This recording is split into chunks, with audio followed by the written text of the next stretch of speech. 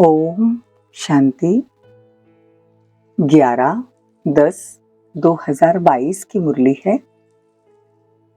ज्ञान के सागर, आनंद के सागर शिव परमात्मा कहते हैं, मीठे बच्चे, तुम रूहानी ब्राह्मण का आपस में बहुत बहुत प्यार होना चाहिए।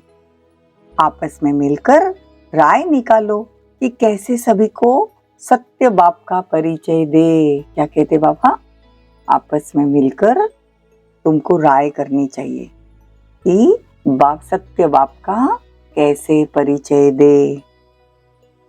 प्रश्न है, बच्चे किस निश्चय के आधार पर अपना भाग्य ऊंचा बना सकते हैं? उत्तर है, पहले जब बुद्धि में यह निश्चय बैठे कि यहाँ पढ़ाने वाला स्वयं परमात्मा है, उनसे ही हमें सौभाग्य लेना है, तब पढ़ाई रोज पढ़े और अपना सौभाग्य ऊंचा बना सके। बाप की श्रीमत है कि बच्चे तुम्हें किसी भी हालत में रोज पढ़ना है। देखो, बाप की श्रीमत है कि बच्चे किसी भी हालत में रोज पढ़ना है। अगर क्लास में नहीं आ सकते हो तो भी घर पर मुरली पढ़ो, एक दिन भी मुरली मिस नहीं करो। देखो, बाबा बच्चों की हर बात की उनको जानकारी रहती है। उनको ऐसा लगता है कि मेरे बच्चे एक दिन भी मुरली मिस न करे। और बाबा कहते हैं तुमको सौभाग्यशाली बनना है, ऊंचा बनना है। सौभाग्यशाली मतलब 100% भाग्यशाली। देखो, इतने साल हम सबको कहते थे सौभाग्यशाली भवो, लेकिन बाबा इसका अर्थ भी समझाते हैं कि 100% भाग्यशाली बनो। गीत है, तू प्यार का सागर है। ओम शांति। आत्माएं अर्थात बच्चे जान गए हैं कि हम आत्मा बिंदी मिसल है। आत्माएं मतलब बच्चे, हम भगवान के कौन है? बच्चे हैं। एक स्टार मुआफिक है आत्मा, लेकिन जो आत्मा है वह सेल्फ के बाप को कैसे रियलाइज करे कि चलो हम आत्मा है, ये तो समझ में आ गया, लेकिन हमारे बाप का अनुभव हमको कैसे हो, हमको कैसे पता चले कि हमारा बाप है। देखो, दुनिया में भी कोई अपने को नहीं जानते कि मैं आत्मा हूँ और न ही बाप को जानते हैं। तुम जानते हो हम आत्मा बिंदी है, कितनी छोटी सी है, बाप भी इतना छोटा है। परमात्मा कोई बड़ा रूप नहीं है, जितनी आत्मा छोटी है उतनी ही परमात्मा भी इतना ही छोटा है। आत्मा से परमात्मा बाप कोई बड़ा नहीं है, शरीर छोटा बड़ा होता है। अब तुम शिव बाबा की याद में बैठे हो। देखो, बाबा की एक एक शब्द कितने पॉजिटिव है कि तुम बाप की याद में बैठे हो। तो देखो, अगर कोई बच्चे नहीं भी बैठे हैं ना, तो भी बाबा उनको अपने पॉजिटिव थिंकिंग से या अपने विचारों से या बाबा अपने महावाक्यों से, अपने प्यार से, जो भी समझो, बाबा वैसा बच्चों को बना देते हैं। बाबा जो चाहते हैं ना बच्चों के लिए, बाबा वही वर्ड बोलते हैं कि तुम शिव बाबा की याद में बैठे हो। भले कोई यह जान भी जाए कि मैं आत्मा बिंदी हूँ, परंतु उससे 84 जन्मों का पार्ट है। कितना वंडर बात है यह। जब तक आत्मा शरीर का आधार न लेवे तब तक पार्ट भी न बजा सके। वैसे परमात्मा भी हम आत्माओं मुआफिक छोटा है, परंतु बाप क्यों कहा जाता है? देखो, आत्मा भी छोटी, परमात्मा भी छोटा, लेकिन उसको बाप क्यों कहते हैं? क्योंकि वो सदा पावन है, एवर प्योर है। वो परमात्मा को न जानते भी उनको बाप कहते। दुनिया वाले तो परमात्मा बिंदु है ये सब नहीं जानते, लेकिन फिर भी उसको बाप कहते हैं। जैसे तुम समझ सकते हो, याद करते हो, वैसे वो भी याद करते हैं। देखो, इतने भगत है ना दुनिया में, भगवान को याद करते हैं ना, क्योंकि वो सबका फादर ठहरा, इसीलिए दुनिया वाले भी उसको याद करते हैं। देखो, तुमको स्लोगन की कोई दरकार नहीं। स्लोगन कहते ना, वो लोग स्लोगन में बताते हैं कि बी होली, लेकिन बाबा कहते हैं इसका अर्थ है तुमको पवित्र बनना है, बाबा को याद करना है। योग में रहने से ही आत्मा पवित्र बन सकती है, बिगर याद आत्मा पावन नहीं बन सकती। इसीलिए बाबा को इतना दिल से, जान से, सिक व प्रेम से बाबा को याद करना चाहिए। हम कितने सौभाग्यशाली है कि भगवान ने हमको चुना है। तो बाबा कहते आते तो बहुत है, परंतु बुद्धि में यह नहीं बैठता कि इन्हों को पढ़ाने वाला परम पिता परमात्मा है। हमको उनसे सौभाग्य लेना है। भगवान से हमको हमारा भाग्य 100% भाग्य लेना है। ये दुनिया वाले नहीं जानते। वो क्या कहते, तुम ब्रह्म कुमारीज वाले हो, तुम बिंदु को मानते हो, तुम तो शास्त्रों को मानते नहीं हो। लेकिन बाबा कहते हैं उनको भगवान से कैसे सौभाग्य लेना है ये वो नहीं जानते। परंतु ड्रामा के आदि मध्य अंतों को भी वो नहीं जानते, और हम तो तीनों कालों को जानते हैं। तो बाबा कहते हैं तुमको तीनों कालों का मालूम भी होना चाहिए, तीनों लोग भी मालूम होना चाहिए। स्थूल वतन, सूक्ष्म वतन, मूल वतन, शास्त्र आदि है, परंतु बाप समझाते हैं जब से रावण राज्य शुरू होता है तब से शास्त्र भी शुरू होते हैं। देखो दुनिया में शास्त्र बहुत है, लेकिन बाबा कहते हैं कि ये जो शास्त्र तुम दुनिया वाले पढ़ते हैं ये बाबा ने नहीं बनाए। ये तो द्वापर युग से, जब से रावण राज्य शुरू हुआ ये शास्त्र बने हैं। और दुनिया वाले तो कल्प की आयु भी लाखों वर्ष कह देते हैं, लेकिन बाबा कहते आधा कल्प सतयुग त्रेता, आधा कल्प द्वापर कलयुग। आधा आधा का हिसाब हुआ ना। कहना चाहिए कि देखो बाबा सर्विस के लिए भी बहुत पॉइंट्स बताते हैं। कहना चाहिए कि बाप को जानो, ब्रह्म कुमार कुमारी बनो, तब तो वर्षा मिले ना, नहीं तो बाबा से वर्षा कैसे मिलेगा। बहुत आज बाबा ने मुरली में युक्तियां बताई है कि दुनिया वालों को बाबा का सत्य परिचय कैसे दे। सभी बुलाते हैं, मैं नॉलेजफुल हूँ, ब्लीसफुल हूँ, लिबरेटर हूँ, गाइड हूँ, तो सुखधाम में ले जाता हूँ। सुख कहाँ है? सुखधाम में। अभी बाप ले जाते हैं शांतिधाम, फिर हम आते हैं सुखधाम में। देखो बाबा ऐसी ऐसी बातें बताते हैं कि बाबा को कैसे याद करना चाहिए, दुनिया वालों को कैसे पॉइंट समझानी है। बाबा रोज रोज बतलाते हैं कि औरों को समझाते रहो तो पॉइंट्स बुद्धि में आती रहेगी। परमात्मा जो आत्मा का पिता है उनकी एड्रेस लिखनी चाहिए। उनको बुलाओ, उनको कहो कि तुम आत्मा और परमात्मा को जानते हैं, परमात्मा की एड्रेस बताओ। बाप शिव है, उनसे तुमको वर्षा लेना चाहिए। देखो मेहनत तो करनी पड़ेगी ना, बिगर मेहनत तो कुछ नहीं है। इसीलिए बच्चों को खुद खड़ा होकर फिर औरों को भी खड़ा करना है। अंडरलाइन, खुद खड़ा होना है, फिर औरों को भी बाबा का परिचय देना है।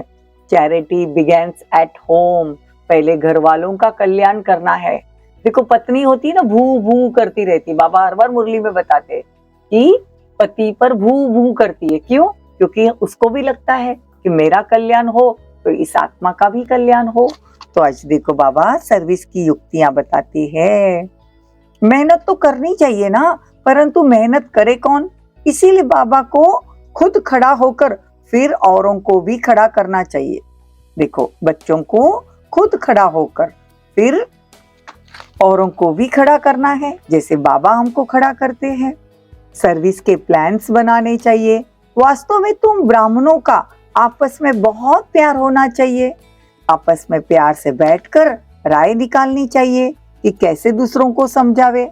देखो लक्ष्मी नारायण के तो कितने मंदिर है। आज बाबा कहाँ कहाँ जाकर तुम सर्विस कर सकते हो। अपना वैल्यूएबल टाइम भगवान को सेवा में, भगवान की सेवा में कैसे दे सकते हो, ये बाबा बता रहे हैं। देखो लक्ष्मी नारायण के कितने मंदिर है, तो मंदिर बनाने वाले को मिलना चाहिए कि आपने यह मंदिर बनाया, परंतु जानते हो कि इन्होंने राज्य कैसे पाया। लक्ष्मी के मंदिर में जाओ और पूछो उनको कि आपने लक्ष्मी का मंदिर बनाया, अच्छा लक्ष्मी ने पहले जन्म में ऐसा क्या किया था जो ये लक्ष्मी बनी, या इन्हों को लक्ष्मी किसने बनाया, फिर इन्होंने कैसे राज्य गवाया। श्री कृष्ण का भी बहुत बड़ा चित्र होना चाहिए। उनके 84 जन्म की कहानी भी बड़ी अच्छी बतानी चाहिए। सिर्फ ये चित्र बड़ा बनाना चाहिए। बाबा कहते हैं कोई आए तो युक्ति से पूछना चाहिए, आपने गीता पढ़ी है? फिर भला बताओ गीता का भगवान कौन? तो ऐसी युक्ति से सामने वाले को बताना चाहिए। वो तो बोलेंगे गीता का भगवान तो कृष्ण है, तो फिर वो जब बताए तब उनको अपना ज्ञान समझाना चाहिए कि भगवान क्या कहते हैं। कहते हैं ना, तो माता पिता हो तो यह ब्रह्मा माँ हो गई ना, उनके साथ संबंध रखना चाहिए। ब्रह्मा के थ्रू हम शिव बाबा को मिल सकते हैं। जब तक ब्रह्मा के तन में अगर शिव बाबा नहीं आते तो फिर हम शिव बाबा से भी मिल तो नहीं सकते थे, तो उनसे भी प्यार होना चाहिए। अगर उनसे प्यार गया तो खेल खलास, बाप से वर्षा कैसे पाएंगे? तुम्हारी लड़ाई पुराने दुश्मन से है। हमारा दुश्मन कौन है? रावण। रावण मतलब जो 10 शीश वाला है। काम, क्रोध, लोभ, मोह, अहंकार, ये जो 5 विकार है, 5 विकार स्त्री के, 5 विकार पुरुष के, तो हो गए 10 शीश। तो रावण के जो 10 शीश है, ऐसा कोई रावण नहीं है जिसको 10 शीश है तो वो दरवाजे से अंदर बाहर ही ना जा सके। बाबा बहुत अच्छे से समझाते हैं कि बच्चे ये हमारा दुश्मन है।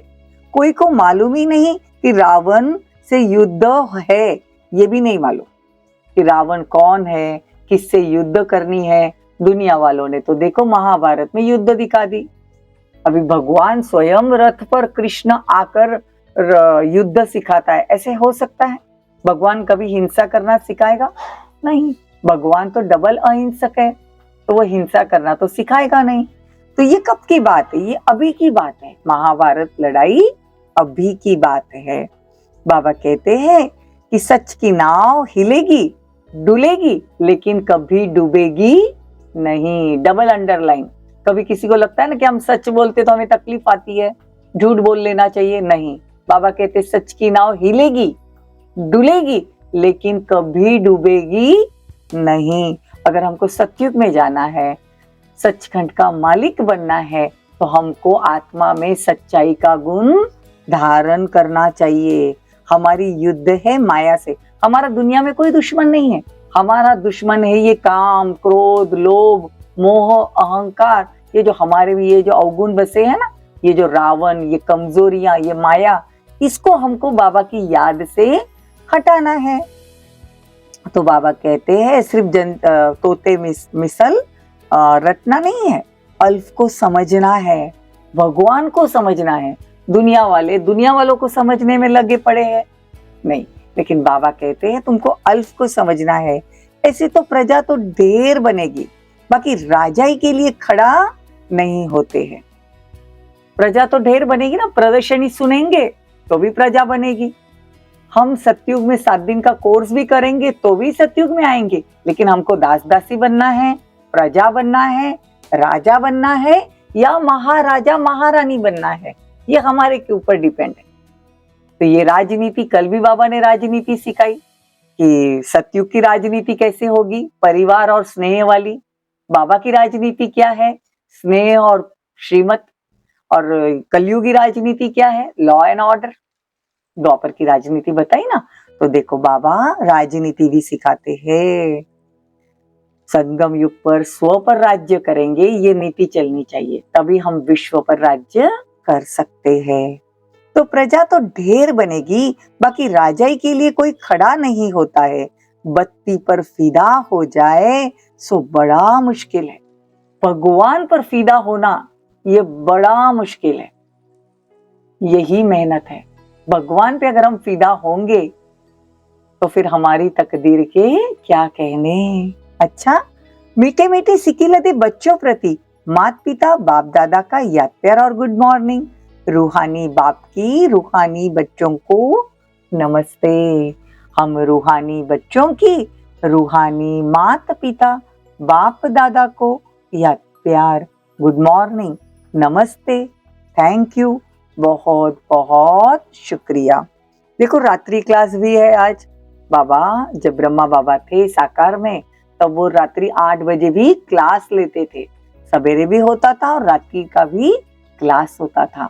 जब ब्रह्मा बाबा ने शरीर छोड़ा 18 जनवरी के दिन, तभी भी बाबा रात्रि क्लास करे, अपनी सेवा करके ही फिर उन्होंने शरीर छोड़ा। तो देखो रात्रि क्लास का कितना महत्व है।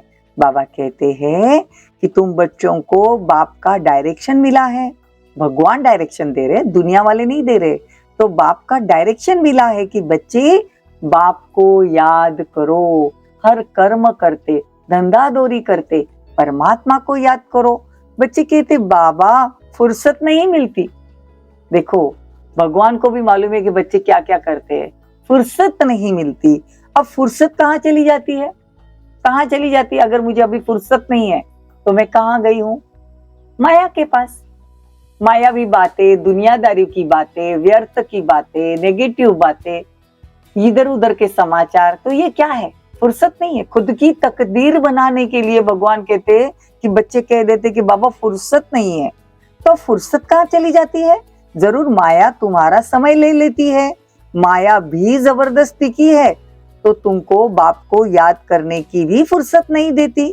देखो तब तो कहते ना बाबा सारे दिन में आधा घंटा 20 मिनट याद में रहे, कोई मुश्किल ही सारे दिन में 2 घंटा बाप को याद करता है। याद करना कैसे है? चलते फिरते परमात्मा की याद दिल में समाई हुई हो, परमात्मा की श्रीमत दिल में समाई हो। अगर बाबा कहते हैं ये नहीं खाना है तो नहीं खाना है, कहने वाला कौन है? स्वयं परमात्मा है ना, तो हमको उनके डायरेक्शन पर चलना ही चाहिए। बाबा कहते हैं आज की मुरली में, तो बाबा ने कल की मुरली में भी कहा था कि बच्चे दुख के पहाड़ गिरेंगे, तो दुख के पहाड़ अगर गिरने वाले हैं तो पहले से ही खुद का इंतजाम करना चाहिए। बाबा कहते मुश्किल ही बच्चे 2 घंटा भी याद करते हैं। अपने को आत्मा समझ बाप को 2 घंटा याद जरूर करे। अब हाथ उठाओ कि जो 2 घंटा याद करते बाबा को। बाबा कहते लज्जा नहीं करो, एक्यूरेट बताओ। बाबा कहते लज्जा नहीं करो, एक्यूरेट बताओ। अगर सारा दिन बैठकर सुने और नोट करे तो बाबा कहेगा हाँ इनका योग तो ठीक है। तो सुनते समय अटेंशन देना चाहिए। मुरली सुननी मतलब नहीं सुननी है, बाबा कहते अटेंशन देना चाहिए और पॉइंट्स भी पूरे लिखने चाहिए। जिनको भगवान से प्यार है उनको मुरली से भी प्यार है। कहते हैं ना भगवान से करे प्यार वो मुरली से कैसे करे इनकार। तो भगवान से अगर तुम्हारा प्यार है तो बाबा कहते पॉइंट्स लिंक नोट करो। अगर लिंक टूटेगी तो पॉइंट्स भी भूल जाएंगे। लिंक टूटेगी ना, दुनिया वालों से अगर हमारी लिंक है तो हमारी लिंक टूट जाएगी, तो भगवान की बातें कहाँ याद रहती है। बाप समझाते बच्चे हार्ट फेल मौत सबसे मीठा मौत है। बहुत बड़ी बात बाबा ने आज कही कि जो हार्ट फेल हो जाते, जिनको हार्ट अटैक आता है, वो मौत सबसे मीठा मौत है। इसमें तेरा मेरा फेरा कुछ भी नहीं, बैठे बैठे गिरा, बेहोश हुआ, खलास, बस फिर होश में ही नहीं आए। ये बहुत अच्छी मौत है। अगर मौत हो तो ऐसा, नहीं तो दवाइयां खाते खाते हॉस्पिटल में ऐसा मौत न हो। बैठे अपनी पुरानी जुत्ती छोड़ दी, कर्मातीत अवस्था को पा गए। कितनी प्यारी मौत है। तो देखो मौत भी कैसे होनी चाहिए ये भी बाबा बताते हैं। आत्मा कोई खत्म तो नहीं होती, आत्मा शरीर छोड़ती है बस हंसते हंसते। इसको कहा जाता है कर्मातीत अवस्था। और दूसरी कोई चीज याद नहीं आवे, इसको कहेंगे सबसे मीठा मौत। आपे ही शरीर छूट जाए, सर्प का मिसाल। तो ये प्रैक्टिस यहाँ करनी है, क्योंकि सतयुग में ऐसे ही खुशी खुशी शरीर छोड़ेंगे, तो आत्मा में ये संस्कार भी तो होना चाहिए ना। तो ये प्रैक्टिस अब भी करनी है। तुम बच्चे बाप को कितना प्यार से याद करते हो? तुम बच्चे बाप को कितना प्यार से याद करते हो? अंग्रेजी में कहा जाता है मोस्ट बिलेवेड, परम प्रिय, बहुत मीठा। तो लोगों को तो यह परम प्रिय मोस्ट बिलेवेड कह नहीं सकते। बाप कहते बच्चे मैं तुम्हारा बाप भी हूँ, टीचर भी हूँ, गाइड भी हूँ, तो तुमको मुझे याद करना चाहिए। बाबा गाइड है, गाइड को पंडा भी कहते हैं ना। तो बाबा कहते हैं कि जितना हो सके ज्ञान की घास खानी है। तुमको ज्ञान की घास मिलती है, फिर विचार सागर मंथन करते रहो। देखो दुनिया वाले तो देख, दुनिया में जो गाय है वो कहती ना मुख, उसका मुख चलता रहता है। तो बाबा कहते हैं तुम्हारे अंदर ज्ञान चलता रहना चाहिए, परंतु शायद ही कोई बच्चा है जो बाबा को इतना याद करे। ब्रह्मा बाबा भी अपना अनुभव बताते हैं। मेरे साथ तो शिव बाबा साथ में बैठता है बगल में, फिर भी मैं उनको भूल जाता हूँ। परंतु शायद बच्चों से जास्ती बाबा को सहज है, क्योंकि ब्रह्मा बाबा के बाजू में शिव बाबा बैठते हैं। लेकिन फिर भी जब बाबा भोजन खाने बैठते हैं तो सोचते मैं बहुत अच्छे से याद करूंगा, 2-3 मिनट के बाद याद भूल जाती है, याद हवा मुआफिक उड़ जाती है। बच्चे ट्राई करके देखो, सहज होते हुए भी याद में टाइम लगता है। अच्छा, धारणा के लिए मुख्य सार, आपस में बहुत प्यार से रहना है, मिलकर राय निकालनी है कि किसको कैसे समझाए, युक्ति से बाप का संदेश कैसे पहुंचाए। ये विनाश का समय है ना, इसीलिए एक बाप से सच्ची प्रीत रखनी है। युग से आत्मा का पावन बनना बहुत जरूरी है। वरदान, बहुत सुंदर वरदान है। स्वराज्य के साथ बेहद के वैराग्य वृत्ति को धारण करने वाले सच्चे सच्चे राज ऋषि भवो। स्व राज्य के साथ बेहद का वैराग्य वृत्ति को धारण करने वाले सच्चे राज ऋषि भवो। एक तरफ राज्य, दूसरी तरफ ऋषि अर्थात बेहद का वैरागी। देखो, ऐसे राज ऋषि कहाँ भी है, चाहे अपने में, चाहे व्यक्ति में, चाहे वस्तु में लगाव नहीं रखते, लगाव मुक्त रहते। स्वराज्य है तो मन बुद्धि संस्कार सब अपने वश में है, और वैराग्य है तो पुरानी दुनिया में संकल्प मात्र भी लगाव नहीं। इसीलिए स्वयं को राज ऋषि समझना अर्थात राजा के साथ साथ बेहद का वैरागी भी बनना। स्व पर राज्य करना है, मन बुद्धि संस्कार पर, तो राजा बनना है, आत्मा राजा है। और वैरागी बनना है तो दुनिया की वस्तु वैभव से, दुनिया की बातों से लगाव नहीं होना चाहिए, तो उसमें वैराग्य आना चाहिए। तो राज और ऋषि दोनों हो गए, और वो भी सच्चे राज ऋषि। दिल से बाबा की याद हो, अपने आप पर कंट्रोल हो, और दुनिया की सब बातों से वैराग्य। स्लोगन, समझदार वह है जो सब आधार टूटने से पहले एक बाप को अपना आधार बना ले। ओम शांति। ओम